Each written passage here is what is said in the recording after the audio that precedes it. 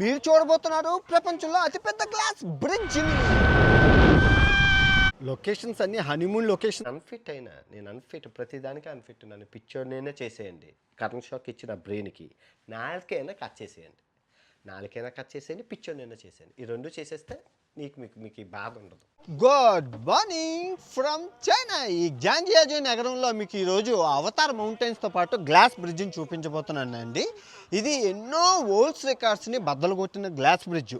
ఈ గ్లాస్ బ్రిడ్జ్ను చూసి ప్రపంచం అందరూ తయారు చేశారు. ఫస్ట్ నమ్మకం కుదరలేదు, అందరూ చచ్చిపోతారు అనుకున్నారు ఈ గ్లాస్ బ్రిడ్జ్లోని. తర్వాత చైనా గవర్నమెంట్ కారులు ఎన్నో వరల్డ్ రికార్డ్స్ చేసి నిరూపించింది ఇది ఏం అవ్వదని చెప్పి. తర్వాత అందరూ భయం పోయి ఇది ఫేమస్ అయింది. ఈ గ్లాస్ బ్రిడ్జ్ తర్వాత మనం అవతార్ మౌంటైన్స్ని చూద్దాం, చాలా బాగుంటుంది. ఓకే, ఫస్ట్ అయితే ఒక లైక్ కొట్టండి. ఇప్పుడు ఈ గ్లాస్ బ్రిడ్జ్ మీద మనం అందాలని చూద్దాం. నడుచుకుంటూ వెళ్తున్నాము, ఎన్నో అందాలు ఉన్నాయి. మీకు ఇప్పుడు ఇవన్నీ చూపిస్తాను చూడండి. ఇదిగోండి, మనకి ముందు కెనియన్ అనగానే గుర్తొచ్చేది లోయని కెనియన్ అంటారు. ఓకే, మీకు ఒక ఫస్ట్ క్వశ్చను. ఓకే, ఇది చూపించాక చెప్తాను. ఇదిగోండి కెనియన్, లోపల ఎలా ఉంటుందో చూడండి. మొత్తం అంతా ఆ నది అనమాట ఈ కెనియన్. ఓకే, కొండల మధ్యన లోయని కెనియన్ అంటారు. మీకు ఇప్పుడు ఒక క్వశ్చన్ అడుగుతున్నాను. కెనియన్ ఆఫ్ ఇండియా అంటే భారతదేశం యొక్క కెనియాను మన తెలుగు రాష్ట్రాల్లో ఉంది, అదేంటి కిందన తెలిస్తే చెప్పండి. గ్రేట్ కెనియన్ ఆఫ్ ఇండియా అంటారు, అది మన భారతదేశంలోనే ఉంది, అది తెలుగు రాష్ట్రాల్లో ఉంది, అది మీకు తెలిస్తే కామెంట్ చేయండి. ఈ కెనియాన్ ఇక్కడికి చైనాకి రాలేని వాళ్ళు అది వెళ్ళి మీరు ఎంజాయ్ చేయండి, బాగుంటుంది. సో టూరిజం చాలా అభివృద్ధి చేశారు.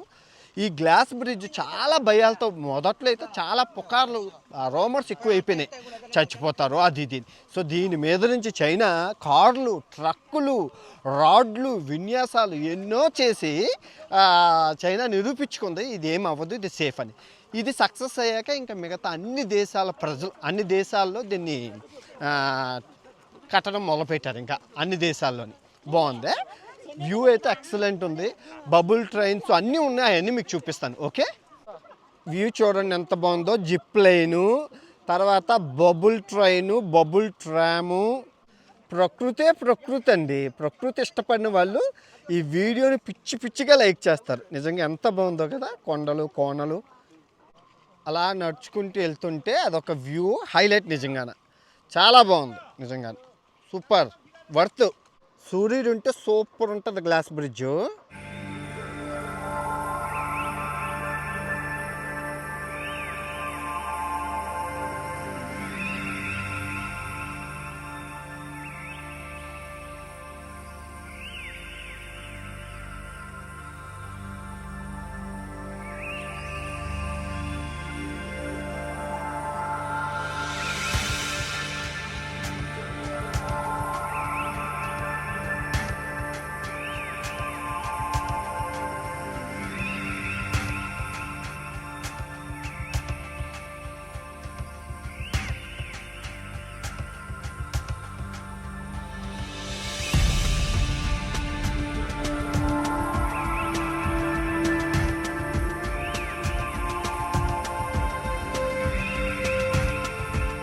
ఎలా ఉంది, బాగుంది. Zhangjiajie grand canyon bridge, glass bridge.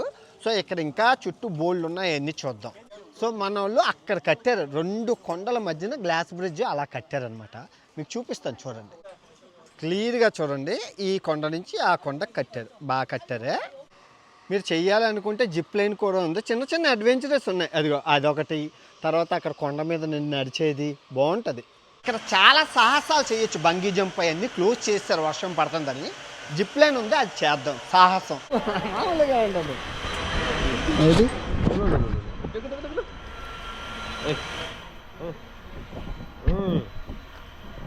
అలాగే మామూలుగా ఉండదు.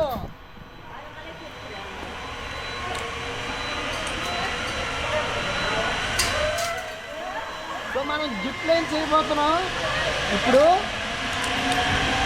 అదిగా లెట్స్ గో. అరే బాగుంది, సూపర్. ఆకాశంలో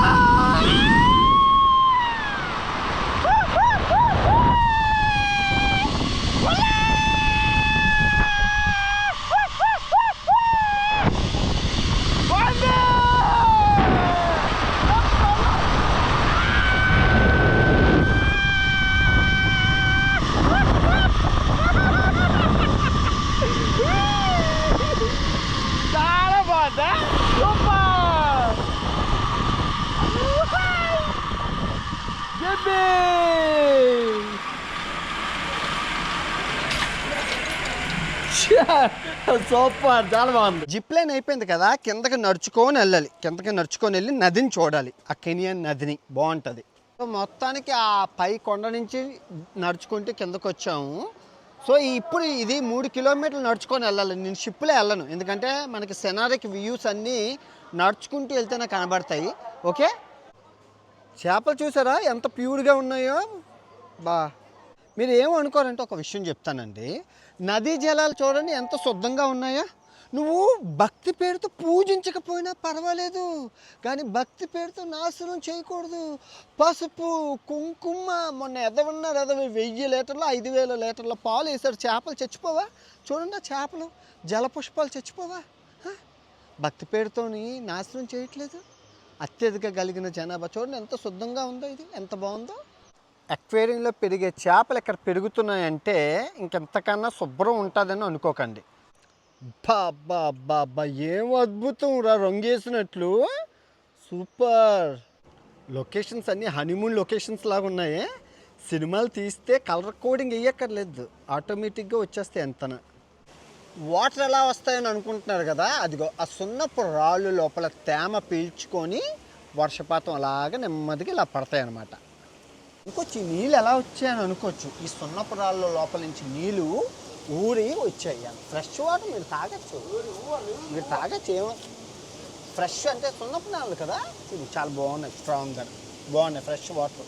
సో మీరు పైన నది నీళ్ళు చూసారు కదా, డ్యామ్ కట్టేసి డ్యామ్లోంచి నెమ్మది కుదురుతున్నారు జాయిగా. ఇక్కడ నుంచి ఇంకా నడాలి. ఇటు 3 అటు 3 6 కిలోమీటర్లు నడాలి. ఎందుకు డ్యామ్ కట్టారా అంటే కొండ కుజించికిపోయింది. ఇదిగో కొండ కుజించికిపోయింది. సో కొండ కుజించికిపోయినప్పుడు ఇంకా డ్యామ్ కట్టి నీళ్ళని జాయిగా వదిలేశారు, ఫోర్స్ వదలకుండా. మరి టూరిస్టులు వెళ్ళాలి కదా, అందుకు. అర్థమైందా ఇప్పుడు మీకు?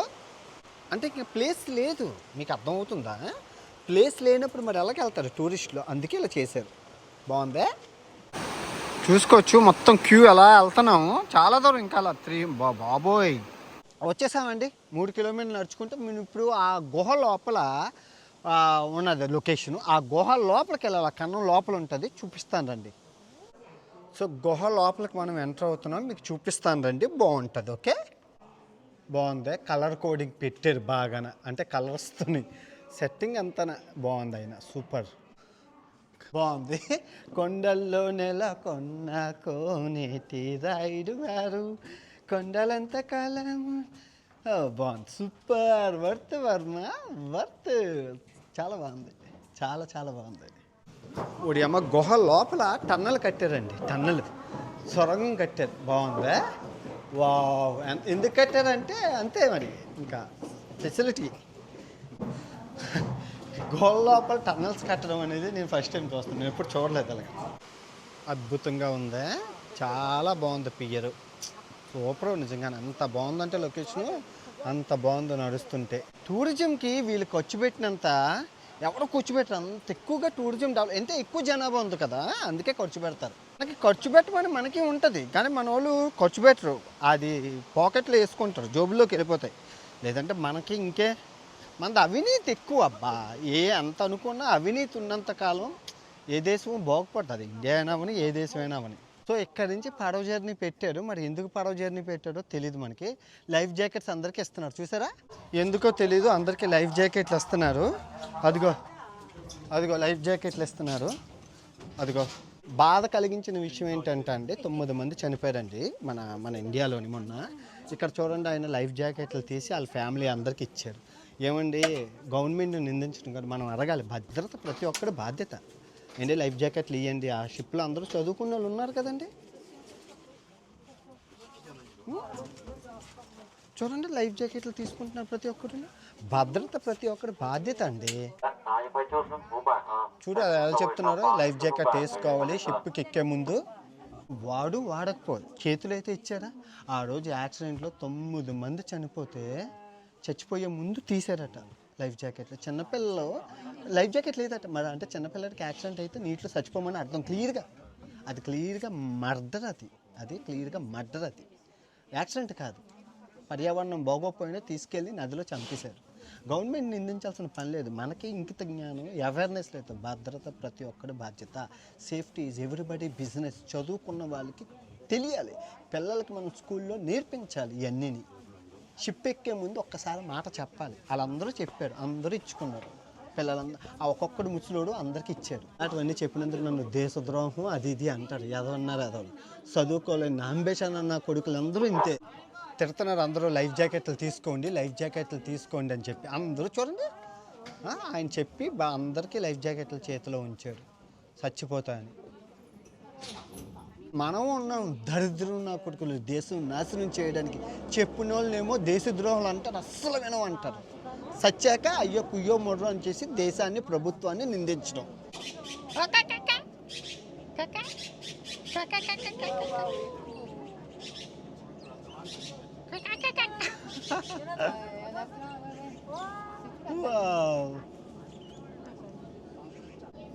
బాగుందా జర్నీ?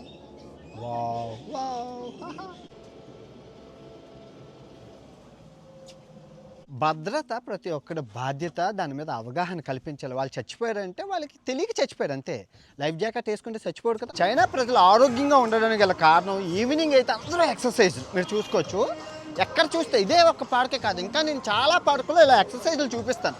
స్లిమ్గా ఉంటారండి, ఆరోగ్యంగా ఉంటారండి. మీరు చూసుకుంటే ఈ పార్కులో కూడా ఇక్కడ కూడా ఎక్సర్సైజ్లు చేస్తున్నాడు చూసారా.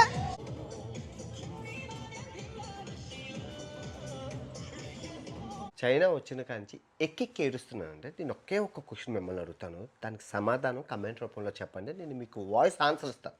మీరు చెప్పిన ప్రతి సమాధానానికి నా వాయిస్ ఆన్సరు నేను ఇస్తాను, మీకు ఇస్తాను. నేను మాట ఇస్తాను. కొత్త ఫ్యూచర్ వచ్చింది. ఇంకెప్పుడు మారుతామంటే నాకు ఒక్క సమాధానం. ఇంకా నేను ఎప్పుడు జీవితంలో మిమ్మల్ని అడగను. నాకు ఒక్క సమాధానం. మీరు ఎప్పుడు మారుతారు? దేశం ఎప్పుడు అభివృద్ధి చెందుతుంది? దేశం ఎప్పుడు మారుతుంది? ఓకే, అన్వేషం అభివృద్ధి చెందడం కష్టం. చైనా లాగా మన దగ్గర డబ్బు లేదు, అవినీతి దేశం అయిపోయింది. ఓకే ఓకే, నేను మీరు చెప్పింది ఒప్పుకుంటాను. మన దగ్గర డబ్బు లేదు, అవినీతి దేశం, అభివృద్ధి చెందదు. ఓకే, ఇప్పుడు చైనా ఆ నదిని ఎంత శుభ్రంగా, నదులు దేవతలు, గంగా యమున సరస్వతి కావేరి తుంగభద్ర సరస్వతి నది అన్నీ దేవతలు. నదుల్ని పూజించే దేశం గంగా నది. హారతి పూజ శుభ్రంగా ఉంచుకోవాలి కదా నదీ జలాలు. వీళ్ళు ఎవరు పూజించట్లేదు, నాస్తికులు. ఎంత శుభ్రంగా ఉన్నాయి. నేను కలర్ కోడింగ్ పెట్టలేదు. ఏ సైంటిస్ట్తోనైనా ఎవరితోనైనా చెక్ చేయించుకోండి. అవి కలర్ కోడింగ్ పెట్టలేదు, నేను ప్యూర్ పెట్టాను. ఎందుకంటే కలర్ కోడింగ్ అంటే మళ్ళీ ఎవరైనా కంప్లైంట్ చేస్తారు. ప్యూర్ అది. కలర్ కోడింగ్ పెడితే పిచ్చెక్కిపోతుంది. నేచర్ అలా ఉన్నాయండి. అదే మనమైతే అందులో వినాయకుడి విగ్రహం వేయడం తప్పు కాదు. మట్టిని మట్టితో చేసి వేస్తే తప్పు కాదు. నదీ జలం, pastor of Paris, chemical Vinayaka Chavithi అయ్యేటప్పుడు మీరు చెప్పాలి భక్తితో. నదీ జలాల్ని పాస్టర్ ఆఫ్ ప్యారిస్ పేరుతో కెమికల్స్ని నదీ జలాల్లో వేస్తున్నాం. చేపలు చచ్చిపోతాయి. ఆ చేపలు తిన్న కెమికల్స్ చచ్చిపోతాయి, మనం చచ్చిపోతాం. భక్తిని తగ్గించడం అంటే అవగాహన ఉండాలి. భక్తిని మనశ్శాంతిగా చేసుకుంటే దేశం ప్రకృతి పర్యావరణం బాగుంటుంది. మొన్న ఒక సైంటిస్ట్ వచ్చి గంగా నది జలాలు పట్టుకొని ఇది విషం నీళ్ళు అని చెప్పి వెళ్ళిపోయారు. చెక్ చేయండి, ఆన్లైన్లో ఉంటుంది. అమెరికా నుంచి సైంటిస్ట్ వచ్చి ఉన్నాయి, అన్నీ ఉన్నాయి, నిజం అండి. నేను వచ్చిన కానీ ఎక్కెక్కి ఏడుస్తున్నాను. ఇప్పుడు నా ఏడుపుని కూడా మొహం ఫేస్తో కప్పుకున్నాను. ఇంకెందుకులేండి, ఎంత చెప్పినా మరి మాడుతుంది అందరూ అలా అంటారు అంతే. చదువుకున్నోడికి పట్టం కడితే దేశం ఎక్కడికి వెళ్తుంది. చదువుకున్నోళ్ళు ముందుకు రావాలి, మాట్లాడాలి. నేను మాట్లాడకూడదు, నేను అన్ఫిట్, ప్రతిదానికి అన్ఫిట్. నన్ను పిచ్చోడినైనా చేసేయండి, కరెంట్ షాక్ ఇచ్చిన బ్రెయిన్కి. నాలుకైనా కట్ చేసేయండి, పిచ్చోడినైనా చేసేయండి. ఈ రెండు చేసేస్తే మీకు ఈ బాధ ఉండదు.